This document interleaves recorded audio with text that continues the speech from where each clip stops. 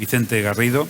Vicente Garrido es catedrático de Derecho Constitucional de la Universidad de Valencia, abogado desde hace más años de los que seguramente él ya recuerda, y presidente que ha sido, y ahora de honor, del Consejo Jurídico Consultivo de la Comunidad Valenciana.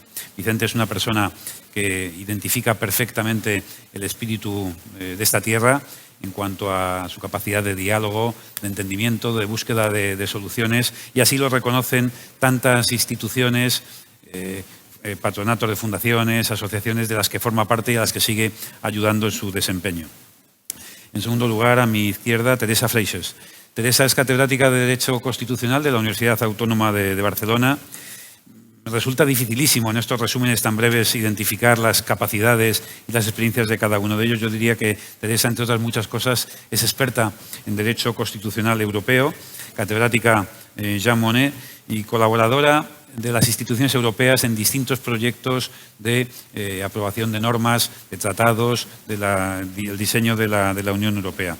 Yo destaco también, muy recientemente, pero como una continuidad de su perfil, su actividad y su participación en distintas asociaciones, entidades que trabajan desde Cataluña por la unidad de España y por Europa. En tercer lugar, presento a Petra Mateos, aquí a mi derecha. Petra es doctora en Ciencias Económicas por la Universidad Complutense, catedrática de Economía Financiera. Durante 7 años ha estado al frente de una empresa líder en España en tecnología y puntera en la investigación, como ha sido Hispasat, y en la actualidad es la vicepresidenta de la Cámara de Comercio España-Estados Unidos, donde fortalece las relaciones transatlánticas entre España y los Estados Unidos, como digo. En cuarto lugar, a mi izquierda, Carlos Bastarreche. Carlos es un diplomático español de larga trayectoria, ha sido embajador de España ante la Unión Europea, ahora mismo comentábamos, el de mayor permanencia al frente de un desempeño tan trascendente como es estar al frente de la representación de España, como digo, en la Unión, entre los años 2002 al 2010. Luego ha sido embajador de España también en Inglaterra, ante el Reino Unido y ante Francia en distintas etapas. Fue secretario general de la Unión Europea en el Gobierno de España y ahora también trabaja como senior advisor tanto para la Asociación Española de la Banca como para la Confederación Española de Cajas de Ahorro, como asesor en materia de los fondos Next Generation. Y por último, a mi derecha, en el extremo derecho, Sergio Sayas. Sergio es un joven político español que desde su origen profesional, desde su profesión de filólogo, ha sido concejal en su pueblo, ha sido diputado en la Asamblea del Parlamento de Navarra y ahora diputado en el Parlamento Nacional. Yo creo que, como dice la Jota, Sergio es navarro y por navarro español y, por lo tanto, le vemos cotidianamente ejerciendo como tal en el Congreso de los Diputados. Bien decía, y voy a cumplirlo, que son ellos los intervinientes principales. Yo simplemente me permito el lujo, y es un auténtico lujo estar moderando y coordinando esta mesa con estos ponentes, de hacer alguna reflexión. Lo que cuando hablaba con mi amigo Aldo Alcese, que me planteó la posibilidad de estar hoy aquí con todos ustedes en este congreso para hablar de los fundamentos de la convivencia civil y del funcionamiento del Estado y de la Unión Europea.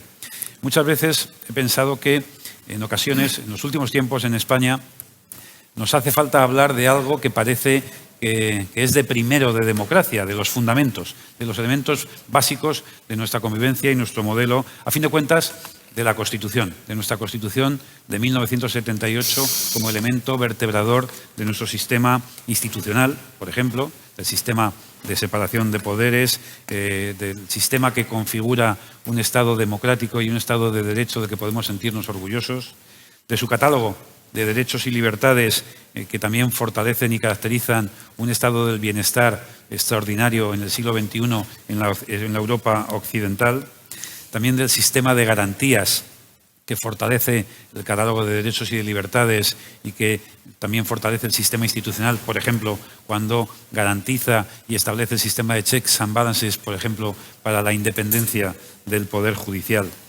Nuestro sistema constitucional también define un modelo de Estado en torno al Estado de las autonomías que no es contradictorio con una España común y una España unida, patria de todos los españoles, o una forma de Estado en torno a la monarquía constitucional que garantiza la unidad y la convivencia de todos los españoles a lo largo del ciclo más importante de desarrollo, convivencia y crecimiento social y económico en la historia de nuestro país.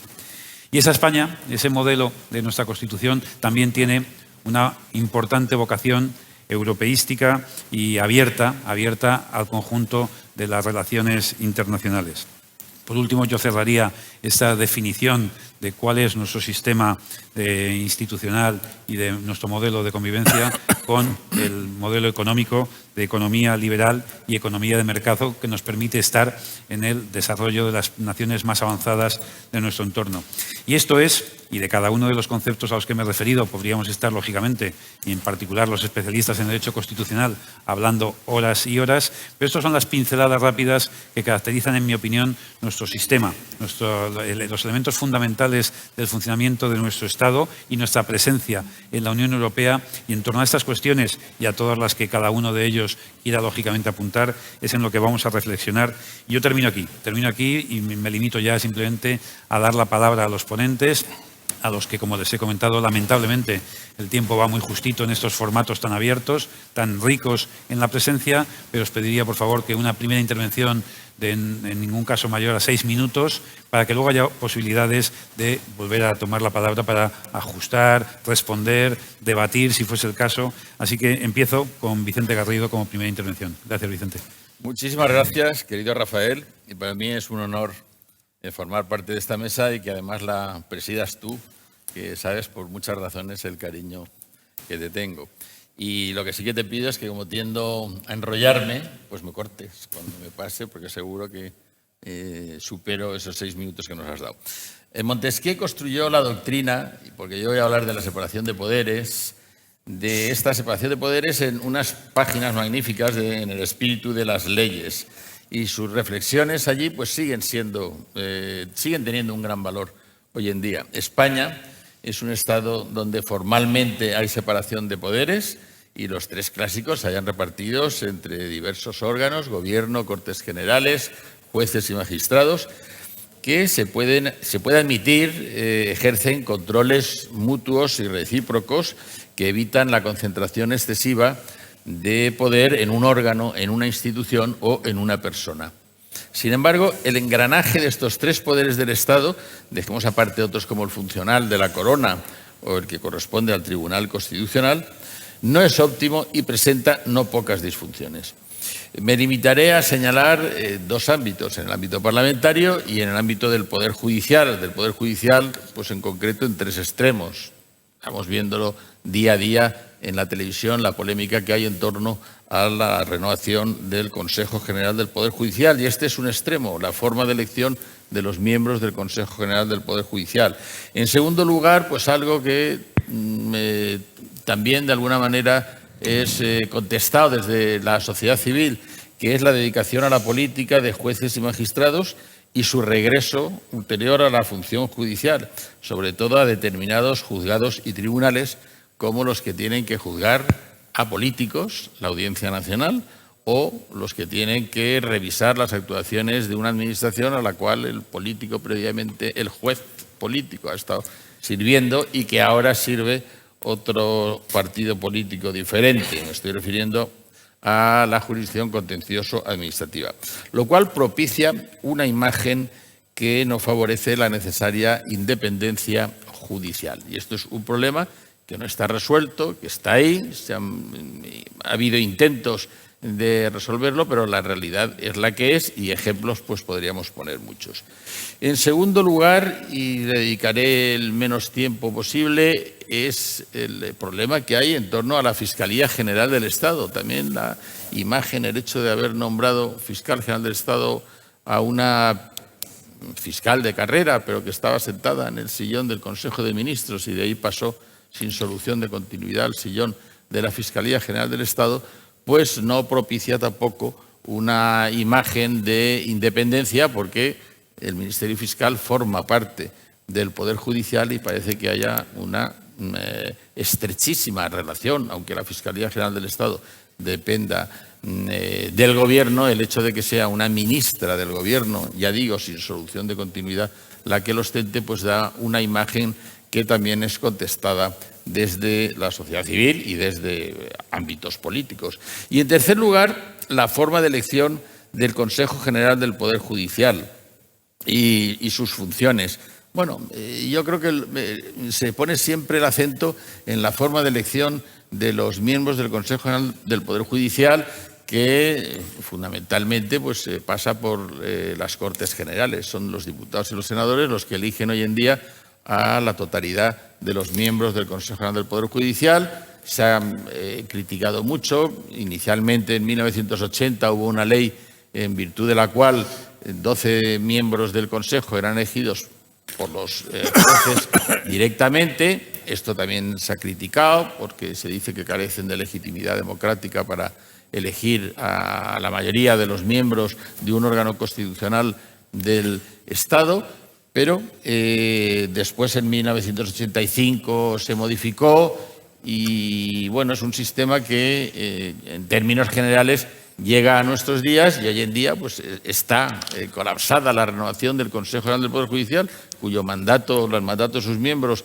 caducó en diciembre de 2018, llevan casi 3 años en funciones y bueno, pues esto da una imagen de que son los partidos políticos los que quieren controlar el Consejo General del Poder Judicial, los partidos políticos y el Gobierno, lógicamente, quienes quieren controlar no ya a los jueces y magistrados, porque estos no se pueden controlar, pero sí al órgano de gobierno de los jueces y magistrados.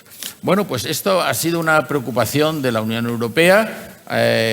Recientemente el comisario de Justicia de la Unión Europea pues, ha planteado la necesidad de proceder a las reformas legislativas pertinentes para romper con esta dinámica de elección por parte de los políticos, de todos los miembros del Consejo General del Poder Judicial.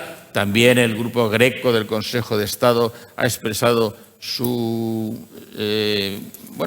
preocupación por esta tarea y por esta cuestión.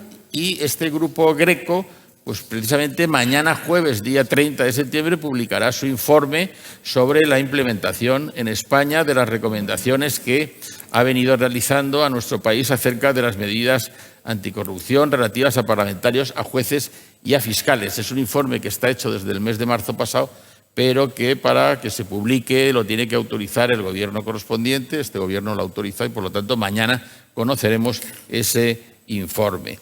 Bueno, también se criticó mucho, aunque se le dio alguna solución por medio de una reforma de la Ley Orgánica del Poder Judicial, el sistema de designación de los magistrados del Tribunal Supremo, de los presidentes de sala, del presidente de la Audiencia Nacional, de los presidentes de los Tribunales Superiores de Justicia. Me queda un minuto. Vale, pues nada, pues acabo. Entonces, esto, bueno, pues de alguna manera se ha paliado por una reforma de la Ley Orgánica que introduce una serie de criterios más objetivos para la elección. Y acabo en ese minuto hablando del ámbito parlamentario. Ha habido dos disfunciones muy clamorosas. Reciente una, el año pasado, el Congreso estuvo cerrado de una forma, a mi juicio, inconstitucional y antirreglamentaria durante la declaración del estado de alarma, durante el confinamiento, porque la Constitución dice que las cámaras deberán estar reunidas y si fuera de periodos de sesiones pues se tienen que reunir de inmediato y esto pues no ocurrió y por lo tanto no hubo control al Gobierno durante casi 2 meses y en segundo lugar algo que ocurrió en la primera mitad de 2016 cuando el Gobierno estaba en funciones tras las elecciones de 20 de diciembre del 2015 que se negó en varias ocasiones a someterse a los instrumentos de control parlamentario con el pretexto de que no tenía entablada una relación de confianza con el Congreso de los Diputados. Bueno, pues esto ya el Tribunal Constitucional, una sentencia que dictó en 2018, también lo corrigió. Bueno, pues estas son algunas disfunciones, no me voy a extender más, tiempo habrá luego de comentarlo con todos ustedes si alguna aclaración o pregunta quieren hacer al respecto. Muchas gracias. Muchas gracias, Vicente. Le doy la palabra ahora a Teresa Freixes. Muchas gracias, Rafael. Estoy muy satisfecha de poder estar aquí, en esta mesa, compartiendo este diálogo con el resto de ponentes y con todos ustedes. Bueno, si estamos hablando de la sociedad civil, hay que enmarcarlo en aquello que desde la propia Unión Europea se ha definido como el acompañamiento de la democracia representativa por parte de democracia participativa. Antes ya, en la sesión anterior, se ha remarcado, no es sustituir la democracia representativa por la democracia participativa, sino complementarla, ayudarla y andar juntos. Este principio, que está reflejado en los propios tratados de la Unión Europea y que comporta mandatos efectivos, después también tiene que instaurarse en el seno de los Estados miembros a todos los niveles. ¿Por qué? Pues porque también ese diálogo se tiene que enmarcar en los principios básicos que desde el año 1949 ya se insertaron en el frontispicio de Europa, que es el Estado de Derecho, la democracia y los derechos humanos. Sin esos tres pilares no es posible construir nada en el mundo actual. Esperemos que las transformaciones que tienen lugar, porque aquellos estados y aquella visión del mundo que surgió tras la Segunda Guerra Mundial está virando a una velocidad de vértigo, esperemos que estos principios se mantengan, porque también en una época muy conflictiva como fue aquella, la primera mitad del siglo XX, las guerras mundiales, etcétera, finalmente pudieron salir de aquel impasse gracias al acuerdo que se toma entre políticos y también representantes de la sociedad civil en el Consejo de la Haya sobre el hecho de que el Estado de Derecho, la democracia y los derechos humanos no pueden estar fuera de la acción política, de la acción social y de toda la acción, incluso también la acción económica. Eso significa pues que tenemos que contar con esa sociedad civil, que yo la entiendo como una sociedad civil en la idea de Bobbio, consciente, activa y participativa, informada. Es decir, la sociedad civil no puede ser cualquier algarada, sino que tiene que haber algo que aglutine, algo que vertebre esa acción y ese pensamiento de la sociedad civil. Y ha instaurado todo ello una práctica europea bastante desconocida. La ciudadanía a veces siente como Europa muy lejos, cuando en realidad puede tener, si se le explica y se le muestran los mecanismos de participación que hay, puede tener una voz en Europa realmente muy importante. Y eso yo lo he podido ir comprobando a lo largo de muchísimos años, cuando he visto que aportaciones de la propia sociedad civil al final han pasado a ser artículos concretos en los tratados de la Unión Europea. También dentro de los Estados miembros y a todos los niveles, porque se desconoce mucho la acción de la sociedad civil. Se ha hecho referencia en las ponencias anteriores al desafío que tenemos montado a través de la acción del secesionismo catalán. Bueno, toda Europa está sujeta a tensiones muy fuertes.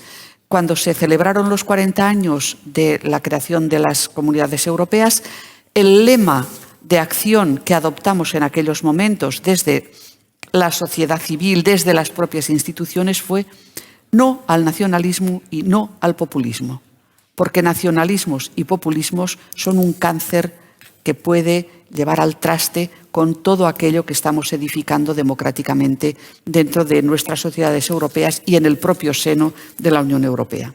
Por ello es tan importante que organizaciones de la sociedad civil mantengan la antorcha de la defensa de esos principios que he citado.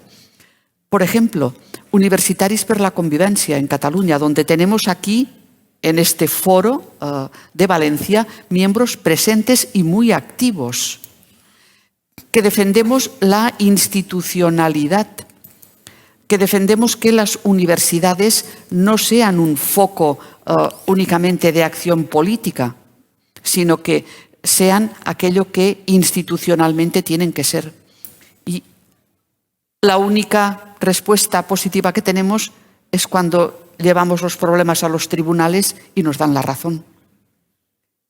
Eso es muy duro, pero es la pura realidad. como el Club 156, que le llamamos así porque decíamos, bueno, con el 155 pocas cosas solucionaremos, y esa ha sido la realidad. Con el 155 solucionamos poco. Es un club formado básicamente por funcionarios municipales que dedican todo su esfuerzo a también consolidar la institucionalidad de municipios, diputaciones, de la propia Generalitat, para que, por ejemplo, los fondos no sean destinados a acciones que no tienen nada que ver con la institucionalidad y la función de las instituciones. Y también ahí, lamentablemente, la mayor parte de veces solamente hemos obtenido respuesta positiva cuando hemos llevado el caso a tribunales. O SEGA2, la organización que vela para que el espacio institucional de oficinas, del espacio público, esté libre de símbolos de división, porque es un espacio de todos. Pues nos sucede lo mismo. Otra vez son los tribunales los que nos dan la razón, porque las instituciones que tendrían que velar por aquello que nosotros alegamos no lo hacen. Ustedes saben cómo ha podido fraguarse la acción a través de la cual ahora ha salido al conocimiento público la posible relación que hay entre el secesionismo catalán y determinadas potencias extranjeras, me refiero al caso de Rusia. Pues también por la acción de la sociedad civil, porque la Fiscalía siempre ha pretendido archivar el caso. Y hace 3 días en que el juez de la Audiencia de Barcelona pues ha decidido que el caso se tiene que investigar. ¿Quién lo ha llevado esto adelante? Pues 3 abogados de la sociedad civil apoyados y actuando en nombre de organizaciones como las que he citado anteriormente. Sin esa sociedad civil es imposible garantizar la democracia. Tengo otras cosas que decir, pero las dejo para el segundo turno, porque, digamos, el tema es realmente tan complicado, pero yo creo que hay que romper una lanza en favor de esta sociedad civil en marcha y potenciar que pueda continuar haciendo toda su labor. Muchas gracias, Teresa, por tus aportaciones, la reflexión. Le doy la palabra ahora a Petra Mateos. Sí, pues renuevo el agradecimiento a la labor que está haciendo nuestro presidente de mesa. Doy las gracias también a Lord Cese, que es presidente de la asociación y del comité organizador, y felicito a todos los organizadores de este congreso, que es un símbolo de la actitud de la sociedad civil ante los acontecimientos. Voy a hablar de los fondos Next Generation. Creo que es la situación que ahora mismo permite ver hasta qué punto estos fondos son capaces de impulsar nuestro país. Y lo primero que quiero comentar es que ha habido una diferencia esencial entre el enfoque que la Unión Europea ha dado a esta crisis y la anterior. La experiencia anterior ha servido para corregir errores y con bastante esfuerzo se ha logrado pasar del individualismo de cada país a una actitud mucho más solidaria por parte de todos.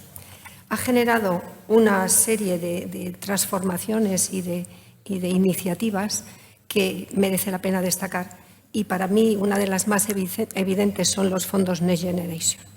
El presupuesto de la Unión Europea se ha duplicado para el periodo 2021-2027. Hay un presupuesto reforzado y hay además 750.000 millones de euros para el periodo 2021-2023, que es la cuantía de los fondos Next Generation. El plan tiene una característica especial, es decir, que por primera vez se ha logrado que los 27 países miembros de la Unión Europea voten conjuntamente en la misma dirección.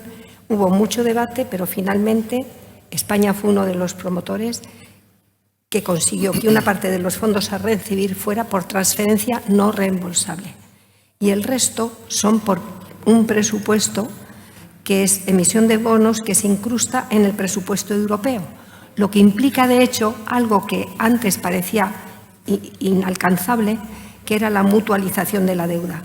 Y esto permite una reducción estructural del riesgo político de la unión monetaria. Este plan de la Comisión prevé emitir deuda por 150.000 millones de euros anuales hasta el periodo 2026.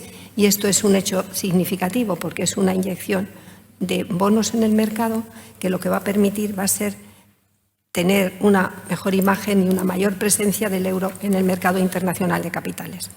También hay que destacar un hecho, y es que las medidas que se adoptaron acompañando este presupuesto extraordinario, que son medidas efectivas con políticas expansivas de gasto, inversión y monetarias, y han dejado para una segunda parte todo el tema de la consolidación presupuestaria, que fue uno de los errores que se llevaron a cabo en la primera crisis. El Next Generation Fund se compone de dos instrumentos principales. Uno que es el Mecanismo para la Recuperación y la Resiliencia, lo que se denomina MRR, y está dotado con 672.500 millones de euros. Y después hay otra serie de fondos como el REACT-EU y otros como son los fondos estructurales. Estos son fondos que implican mayor flexibilidad y tienen un presupuesto de 47.500 más 30.000 millones. En total se totalizan los 750.000 millones. La suma de todos estos fondos, que totaliza los 750.000 millones, se divide en dos partes, de los cuales 390.000 millones son transferencias no reembolsables y 360.000 millones son préstamos reembolsables. Y además hay un tema fundamental que es para maximizar el impacto de choque sobre la economía, el 70% de las transferencias no reembolsables deberá ser comprometido por la UE entre 2021 y 2022, y esto significa acelerar el proceso. El 30% restante enteramente a finales de 2023 y podrá ejecutarse hasta 2026. Y los fondos estructurales deberán ser ejecutados en 2 años, 2021-2022. Hay 30 años para el desembolso hasta el 2026 es para el desembolso de los préstamos, pero después hay 30 años hasta 2028, de 2028 a 2058 para la amortización de estos préstamos. Los fondos MRR se articulan en torno a 6 pilares dirigidos a restaurar el potencial de crecimiento, fomentar la creación de empleo y promover el crecimiento sostenible. Y en base a estos 6 pilares, que son transición ecológica, digital, crecimiento inteligente, cohesión social, resiliencia sanitaria, políticas relacionadas con niños y jóvenes y especial atención a la educación, se han articulado los fondos. La idea esencial que subyace es la cohesión social y territorial, por lo que recibirán más los países que están más afectados. Y, por tanto, el reparto de las ayudas no está en función del PIB, como en otras ocasiones. El objetivo es seguir apoyando el mercado interior. Para poder obtener estos fondos, cada país ha debido presentar un plan nacional y nuestro país ha sido muy eficaz en esta presentación. El Gobierno español presentó el plan, se aprobó el plan primero en la Comisión del Consejo de Ministros del 27 de 4 de 2021, después se presentó a la Unión Europea y fue aprobado por el Consejo de Finanzas de la Unión Europea el 13 de 7 de 2021. En transferencias directas no reembolsables se pueden ampliar hasta 140.000 millones en créditos hasta 2026. Todo esto condicionado a un programa de reformas. Por lo tanto, en nuestro país, si somos hábiles en la presentación y en la consecución de los fondos, vamos a tener 140.000 millones para nuestros futuros proyectos de inversión. Somos el país más beneficiado con el plan y, según palabras de la presidenta de la Comisión Europea, puede dar respuesta a los desafíos estructurales de España e impulsar el crecimiento del PIB el 2,5 anual. Hay un compromiso de condicionalidad, es decir, que nos exigen una serie de condiciones. Hay unos pagos previstos con un calendario previsto. Me salto todo lo demás. Hay 11 ámbitos clave que también me los salto. Después, si queréis hacer preguntas, lo explico. Se han definido 10 políticas palanca y está estructurado en la base de 2 programas esenciales. Uno que son los PERTES, que son proyectos estratégicos. Hay 4 PERTES presentados. Uno es para vehículos eléctricos, que ya está aprobado. Otro es aeroespacial, etcétera. Si hay preguntas, después las contesto. Después, el Gobierno ha hecho un gran esfuerzo en reunir a todos los sectores con manifestaciones de interés que se han presentado en varios ámbitos. Tienen especial consideración los proyectos dinamizadores y tractores de otros proyectos. La Administración Central ha realizado un plan muy estructurado para comunicar todo esto. La selección de proyectos también está siendo eficaz y después lo que es importante es que es un incentivo para la inversión y para transformar nuestro modelo productivo, incentivando proyectos de empresas que están siendo muy proactivas.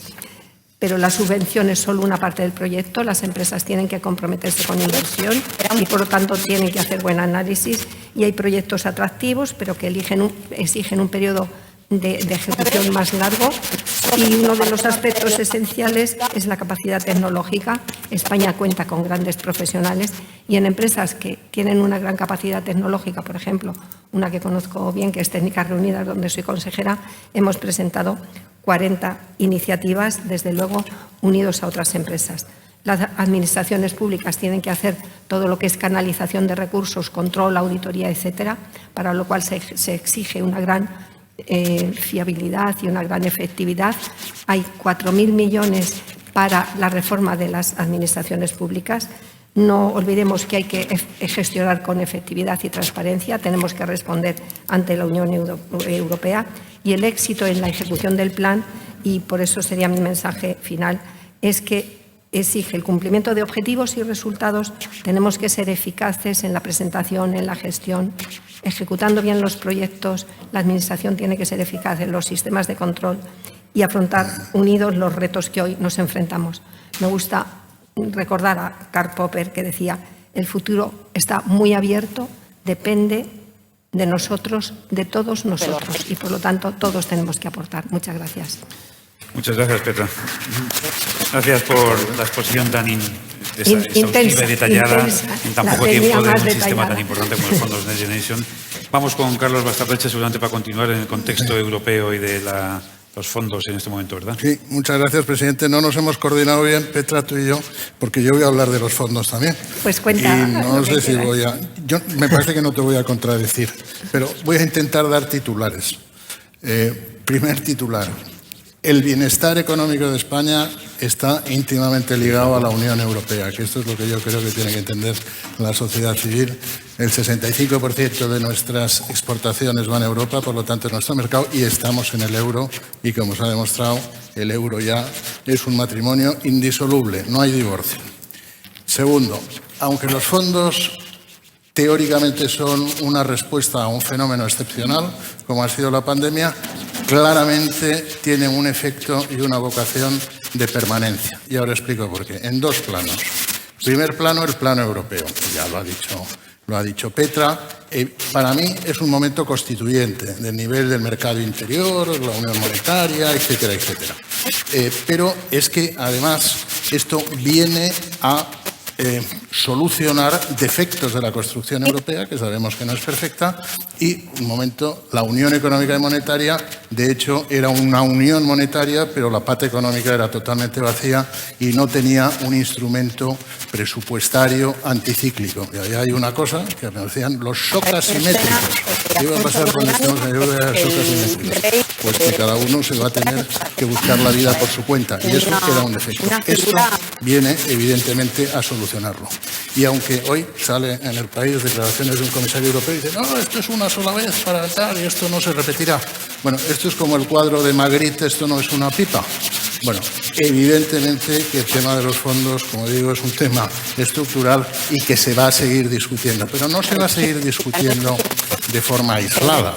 Se va a seguir discutiendo en una gran discusión que se va a iniciar probablemente después de las elecciones francesas y está metido en un paquete con otros temas que nos van a afectar a nuestra vida cotidiana, como es si se adapta o no se adapta el pacto de estabilidad, el nuevo sistema de recursos propios. No se puede decir que los fondos evidentemente se estén financiando, si queremos que sigan, que es un fenómeno de deuda mutualizada, porque no es así, pero sí, evidentemente es una financiación totalmente novedosa a cargo de deuda que no existía antes y con la garantía del presupuesto comunitario. O sea que todo, y bueno, y hay otro tercer tema, pues ya que has hecho la cuña publicitaria de técnicas reunidas, yo estoy en el sector financiero. Un tema fundamental para nuestro bienestar es que se complete la unión bancaria y que haya un sistema común de garantías, porque eso nos abaratará el crédito. Esto para la Unión Europea. Y para España, yo creo que para España aquí nos la jugamos, por decirlo de una forma bastante directa, ¿no? Es un éxito, ha sido un éxito, y el no reconocer que esto ha sido un éxito me parece que es bastante mezquino, pero como ha habido otros en el pasado, como hubo en su momento los fondos de cohesión, pues fue un éxito, como fue la entrada de España en el euro, que no era evidente, y por cierto el presidente Prodi lo sabe bien, porque en Valencia fue cuando se decidió, y porque España decidió que entró Italia, o sea que ese fue un momento bastante constituyente, por lo tanto es un éxito para España. ¿Es una oportunidad? Obviamente. El crecimiento español ha sido un crecimiento espectacular durante estos 40 años, pero con unos desequilibrios que conocemos todos, es decir, con unas tasas de paro absolutamente absurdas y con una productividad pues también pues, debajo de la media, y un tema que yo creo que es un tema que hay veces que se olvida, que es lo que se llama ahora y sale en el plan de resiliencia como uno de los temas fundamentales, es la demografía empresarial. Es decir, que en España un 99,5% de las empresas, sean pymes, de menores de 50, es una enorme debilidad de nuestro sistema.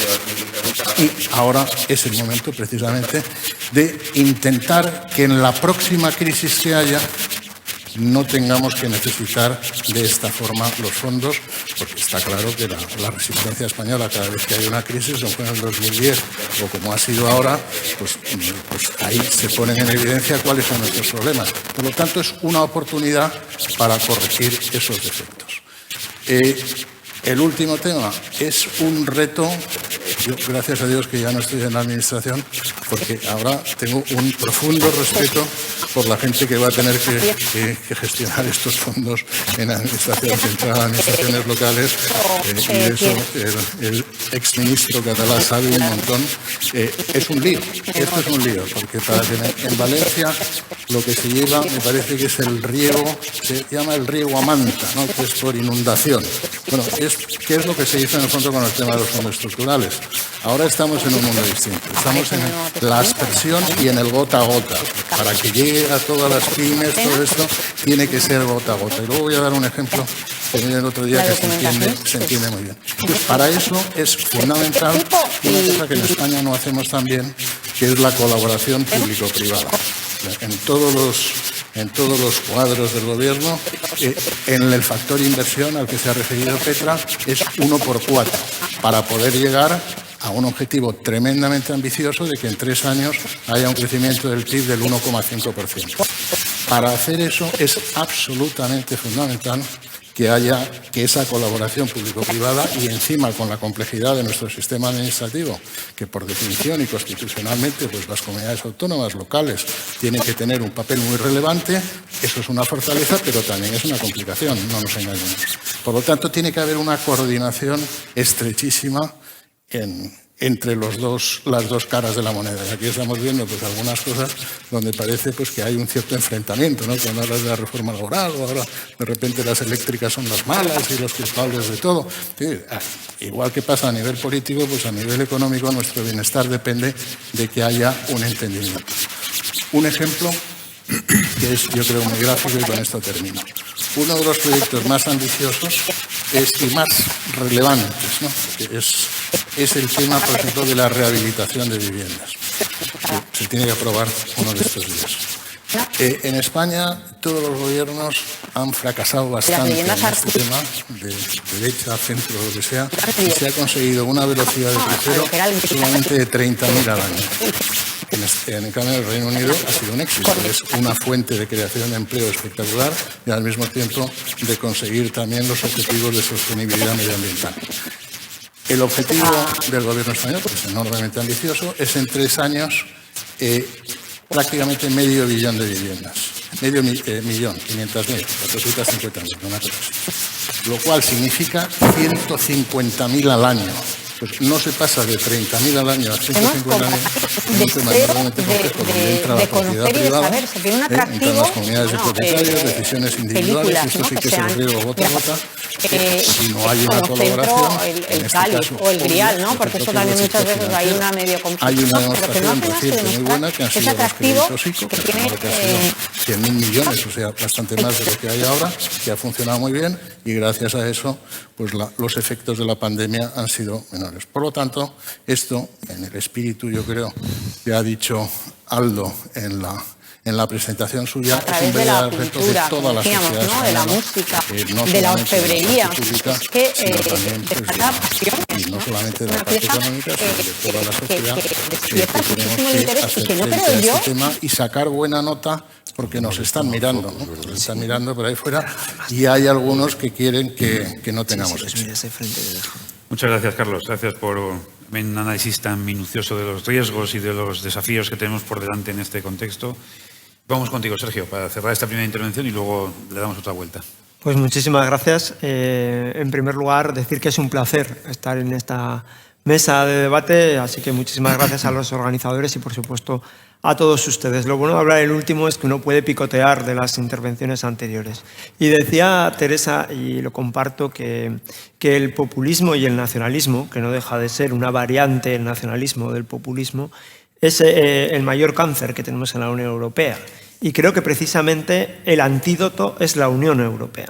Creo que la Unión Europea, una Unión Europea fuerte, una Unión Europea que tiene una visión global, es precisamente una defensa frente al nacionalismo y al populismo. Por eso, en momentos anteriores, donde quizá la respuesta de la Unión Europea fue lenta, me estoy refiriendo a la crisis del euro en el 2008, me estoy refiriendo a Siria, me estoy refiriendo a procesos como el de Afganistán, ha habido un auge de los populismos o un auge de los nacionalismos también dentro de la propia Unión Europea. Y ahí tenemos el Brexit, lo que no se produjo del Grexit o del Nexit. Creo que son también respuestas populistas y localistas a una falta de rapidez y de agilidad en la resolución de problemas de la Unión Europea. Creo que la Unión Europea ahora ha dado una respuesta ágil a la situación del coronavirus. La vacunación es algo de lo que podemos estar orgullosos. La Unión Europea ha sabido dar una respuesta ahora. Creo que también los fondos son una buena respuesta, que tienen riesgos, como hablaré después. Y creo que tenemos a nivel de Unión Europea 3 retos fundamentales en este momento. En primer lugar, la culminación de la unión bancaria. En segundo lugar, tenemos el tema de tener una verdadera política exterior común y hablar con una sola voz en el mundo. Y por último, tener una defensa compartida. Creo que el acuerdo firmado hace poco entre Reino Unido, Australia y Estados Unidos en torno al AUKUS ha dinamitado completamente la estrategia europea el mismo día que se presentaba para Indo-Pacífico y creo que eso pues, nos obliga a redefinir el papel que queremos jugar en el mundo y el peso que queremos que tenga la Unión Europea. Esas 3 cosas son claves. Cuando hablaba del nacionalismo, y ahora voy a bajar un poco más al problema de España, que desde luego sabemos perfectamente en este país de lo que estamos hablando, desgraciadamente, cuando hablamos de nacionalismo y cuando hablamos de populismo, pues creo que efectivamente es un cáncer. Creo que los nacionalismos no tienen cabida en el siglo XXI porque simplemente son contradictorios con lo que el siglo XXI representa. El siglo XXI es el siglo de la apertura y el nacionalismo es por naturaleza cerrazón. Es el siglo del altruismo y el nacionalismo solo piensa en qué hay de lo mío y es el siglo de la globalización y el nacionalismo es aldeanismo en esencia. Entonces, en esa contradicción del siglo que vivimos con lo que es el nacionalismo, tenemos 2 posibilidades y ambas son peligrosas. Y creo, por un lado está la política de concesión al nacionalismo, que es lo que estamos viendo en nuestro país en este momento. Es un error absoluto, porque el nacionalismo es en esencia victimista y necesita la reivindicación para sobrevivir. Y por tanto, una concesión se agota en el momento que se da. En el momento que se da una concesión, se pide la siguiente, porque su esencia es la reivindicación. Ese camino no nos va a llevar a ninguna parte más que a la debilidad del Estado. Y por otro lado también está el camino que propone el populismo de revertir el modelo constitucional, el modelo autonómico y llegar a una mayor centralización. Creo que eso también es un error, porque repercutiría en la prestación de los servicios a los ciudadanos, en el modelo territorial de España, y creo que el secreto está en la Constitución y en el modelo autonómico. que tenemos. Eso me parece que es verdaderamente la solución. ¿Y cómo hacer frente al nacionalismo? Y yo lo digo en algo que me perjudica, porque soy de un partido regionalista que tiene sus escaños por Navarra. Pero creo que por encima de los partidos está el interés nacional. Creo que tenemos que modificar la ley electoral para que el peso del nacionalismo sea representativo a la realidad de los españoles. Creo que si tenemos un sistema bicameral con un Senado que en principio es una Cámara de Representación Territorial y un Congreso que es una representación de todos los españoles, donde el voto de cada español debería contar 1, españoles que su voto cuenta 2, 1,5, 1,5 o 0,8.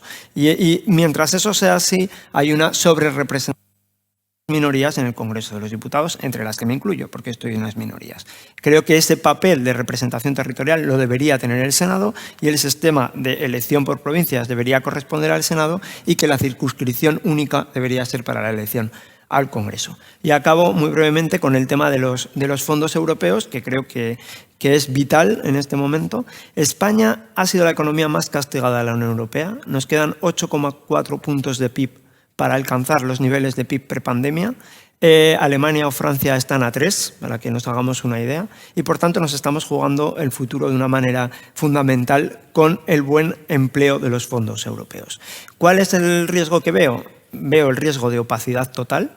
Creo que nadie sabe de qué está hablando cuando hablamos de los fondos europeos, y veo el riesgo de clientelismo. O sea, tiene tales potestades el Consejo de Ministros, se ha simplificado tanto en el decreto la gestión de los fondos europeos que hay un riesgo evidente de clientelar. Y si eso se produce, habremos tirado un instrumento vital para el presente y para el futuro de España. Muchas gracias. Muchas gracias. Gracias, Sergio. Estaba anunciado en nuestro panel la asistencia de Raniero Bannin, y yo quiero disculparle al ex embajador y ex comisario europeo porque viene en vuelo, ha tenido una demora y no ha podido llegar a tiempo. Por favor, no les digan que he dicho yo esto, pero creo que tiene 86 años, Raniero, y tiene muchísimo mérito su presencia hoy con nosotros. Estará en el almuerzo, estará también en la mesa sobre Cultural Heritage esta tarde. Por lo tanto, le disculpo su asistencia y tendremos la ocasión de disfrutar de su análisis y reflexión en otro formato. Bueno, tenemos en la sala al presidente de este Congreso, por lo tanto yo cuento con su benevolencia o con su criterio para dar una segunda vuelta a los intervinientes. Me parece que sería un despilfarro no hacerlo en tantas y tantas cuestiones que han surgido y con la misma concisión con las que han intervenido en la primera ronda, de lo que queráis, evidentemente, pero a mí me parece que quizá un hilo conductor puede ser una reflexión sobre esto que estamos hoy haciendo aquí en Valencia, este Congreso de Sociedad Civil. Os pediría vuestra consideración en torno a si nuestra situación, habéis hablado de cosas muy distintas, Vicente, Teresa, Petra, Carlos, Sergio, ¿estamos preparados? ¿España está dotada de un entramado institucional para abordar los desafíos que tenemos por delante? La sociedad civil tiene vehículos e instrumentos para hacerlo. Más Europa es fortaleza de cara a los desafíos. ¿Cómo veis que tenemos nuestra situación en los próximos tiempos y ante los desafíos que vosotros mismos habéis analizado en vuestras intervenciones? Por cambiar el orden, Teresa. Venga, comenzamos contigo. Vale. Bien, pues muy sintéticamente. Es evidente que tenemos que reforzar la institucionalidad. Y cuando digo reforzar la institucionalidad me refiero a que el diálogo, el debate y la toma de decisiones en donde tiene que participar la sociedad civil se tiene que hacer dentro de las instituciones, porque es la única manera de que estamos seguros de qué es lo que se va a hacer, con qué procedimientos, cómo se van a tomar las decisiones y qué efectos pueden tener las cosas que se decidan. Desde esa perspectiva, a través de dos organizaciones que no he citado antes, pero que las cito ahora, que son el CLAC, Centro Libre Arte y Cultura, y Citizens Pro Europe, en donde tenemos también miembros en este Congreso y en concreto en esta misma mesa, pues estamos participando en la conferencia sobre el futuro de Europa que ha abierto la Unión Europea de cara a hacer una reflexión sobre cuál tiene que ser su futuro. Y entonces ahí no nos limitamos a quejarnos de lo que la Unión Europea o los Estados miembros hacen mal, sino que intentamos aportar propuestas. Por ejemplo, en la colaboración legislativa hay que mejorar el instrumento de la alerta temprana. No es suficiente con el plazo de 2 meses que se tiene para poder emitir un dictamen en defensa del principio de subsidiariedad cuando se trata de estados complejos como el nuestro. En el nuestro no están participando las regiones con competencias legislativas en la emisión de esos dictámenes que son absolutamente necesarios cuando es elaboración de normas europeas que después vas a tener que implementar, ejecutar, etc. Con 8 semanas no tenemos bastante. Por lo tanto, eso habría que mejorarlo. Por otra parte, también en lo que llamaríamos el diálogo entre tribunales. Tenemos muchos problemas de diálogo entre tribunales. Y ahí hay que reforzar la formación de todos los operadores jurídicos y muy especialmente de los jueces en lo que es, por una parte, el derecho europeo y por otra parte, el derecho procesal comparado. Porque si no, no habrá manera de poner orden en la ejecución de la orden europea de detección y entrega, porque si no tampoco no se plantean correctamente las cuestiones prejudiciales que tan importantes son para muchas de las políticas o muchos de los problemas que tenemos en Unión Europea. También proponemos reforzar todo lo que es los instrumentos federativos. No digo federales porque da miedo a la palabra, pero yo soy federalista, pertenezco al movimiento europeo desde, yo qué sé, ya no tengo ni memoria desde cuándo. Bueno, pues reforzar estos instrumentos federativos es básico porque son instrumentos de cooperación y de colaboración. El federalismo no es centrifugar, el federalismo es unir. Y por lo tanto, eso hay que reforzarlo y lo estamos proponiendo. Y en esta línea, y para ceñirme a ese tiempo tan limitado que tenemos, quiero citar 2 cosas en las que también estamos incidiendo. Y es, primero, en la elaboración de un estatuto de ciudadanía. El Parlamento Europeo ya adoptó una resolución en la pasada legislatura al respecto y esto lo estamos retomando, lo estamos relanzando. ¿Por qué un estatuto de ciudadanía? Pues porque los derechos ciudadanos están muy dispersos todavía en los tratados, a pesar de que tenemos la Carta de Derechos Fundamentales, porque tenemos problemas de ejercicio de derechos de ciudadanos europeos que son residentes en un Estado miembro que no son de su nacionalidad, y por lo tanto hay que ver de qué manera se canalizan los problemas que los presentan, porque no estamos tampoco ofreciendo instrumentos válidos de integración de personas de terceros estados dentro de los estados de la Unión Europea, sobre todo en los casos en que se trate de personas con arraigo, y hay que ofrecer también un camino en ese sentido para vertebrar esa ciudadanía europea que es básica en la formación de la Unión. Y luego, por otra parte, y cierro, ahí estamos todavía más atrás que en estas otras cuestiones, pero lo estamos iniciando, un estudio profundo sobre cómo podríamos ofrecer alternativas a la creación de eso que ha citado el último interviniente anterior, ese espacio europeo de política exterior, de seguridad y defensa común tan necesaria en estos momentos.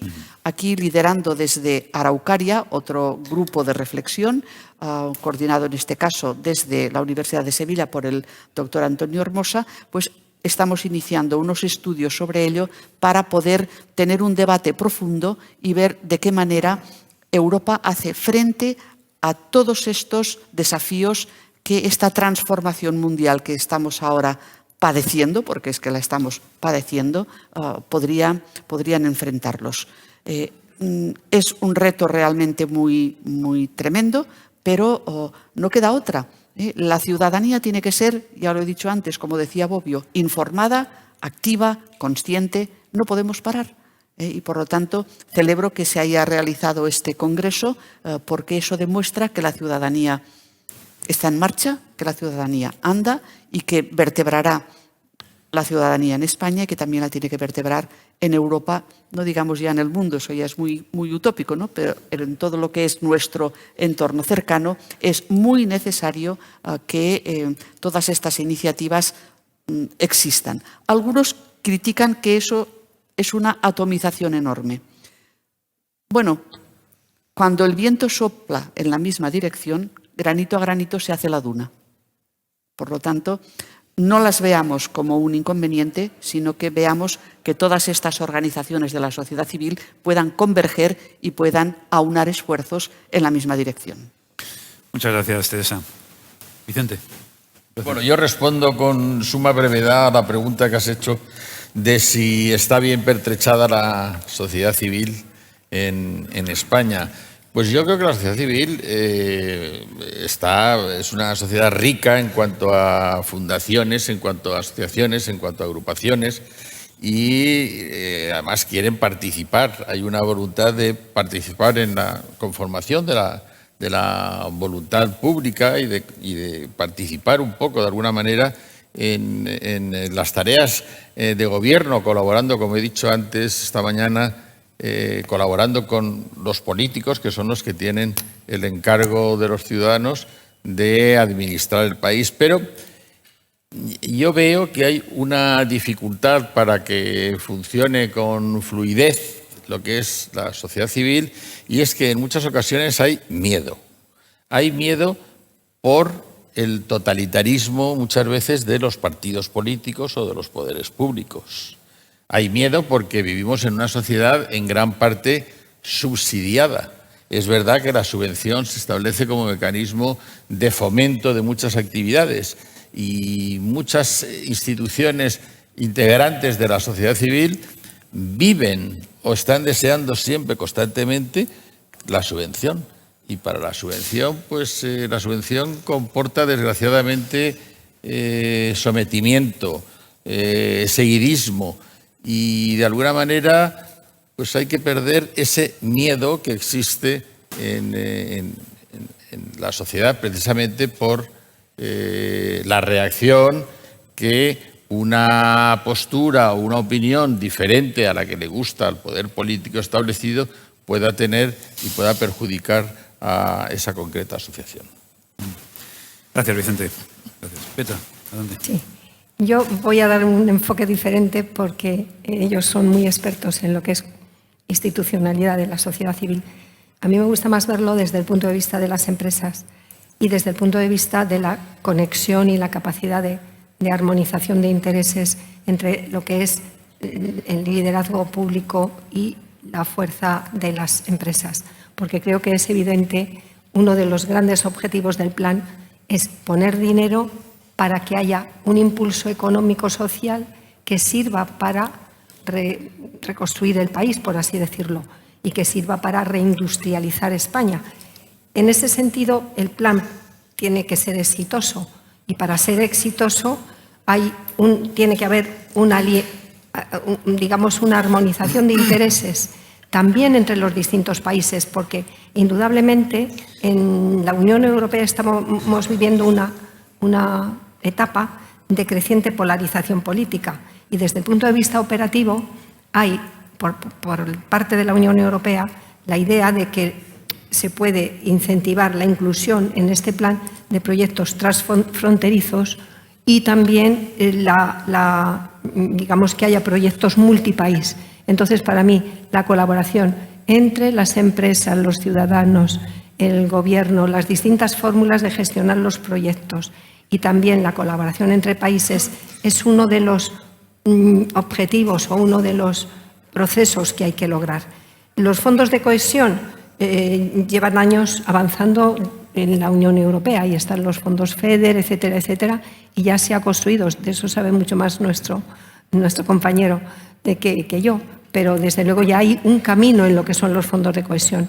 Desde el punto de vista de las empresas, ¿cuál es la preocupación de las empresas? La mayor preocupación de las empresas es el plazo. El plazo es muy exigente. Indudablemente se ha puesto este plazo porque de esa manera era lo que estaba diciendo antes uno de los ponentes, que era el regar por inundación, ¿no? Pues el dinero abundante puede hacer que haya muchísimos proyectos. Ahora bien, la exigencia también de la coinversión por parte de las empresas, porque no cabe duda de que hay una parte de subvención que puede ser el 20%, pero el resto, las empresas reciben préstamos, pero la inversión, las empresas tienen que poner también recursos propios, hay préstamos que son préstamos con un bajo nivel de interés, pero tienen que formular proyectos que puedan tener éxito. Y ahí las empresas se la juegan, y se juegan su cuenta de resultados y se juegan también su capacidad de sostenibilidad y de generar beneficio futuro. Por lo tanto, yo creo que la sociedad se tiene que articular tratando de ser armónica, dialogante, efectiva. La Administración tiene su papel, que es canalizar los fondos y gestionar lo que es el proceso de adjudicación de una manera clara, transparente y efectiva, y también de realizar un control y auditoría de los fondos, porque, como he dicho antes, la llegada de los fondos es con condicionalidad, es decir, hay que cumplir una serie de hitos y de objetivos, y sin estos hitos y objetivos los fondos dejarán de llegar. Por lo tanto, tenemos que esforzarnos en construir una sociedad cohesionada que actúe con profesionalidad y que trate de resolver los problemas con eficacia sin tener nada oculto, siendo muy transparente y siendo muy eficaz. Muchas gracias, Petra. Sergio, ¿cómo ves desde ese observatorio que es el Congreso de los Diputados lo que estamos hablando, la capacidad que tenemos en el ámbito institucional, sociedad civil, papel de España en Europa para abordar los desafíos que tenemos por delante? Pues coincido bastante con lo que se decía antes de reforzar la institucionalidad. Yo creo que uno de los mayores problemas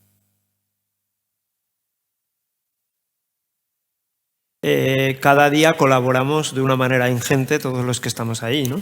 Al final es una pescadilla que se muerde la cola, dicho vulgarmente, porque cuando al final la anécdota se convierte en la noticia, cuando al final la política se convierte en espectáculo para estar en la noticia, pues se desliga completamente de lo que la sociedad civil espera de la política y para lo que es la esencia de la política. Entonces creo que llevamos ya muchos años de un derribo absoluto de la institucionalidad, de un desprestigio total de la política, también de una reflexión muy importante que tenemos que hacer los partidos políticos en cuanto a la forma de organizarnos y de estar en contacto con la sociedad civil, que eso da para mucho.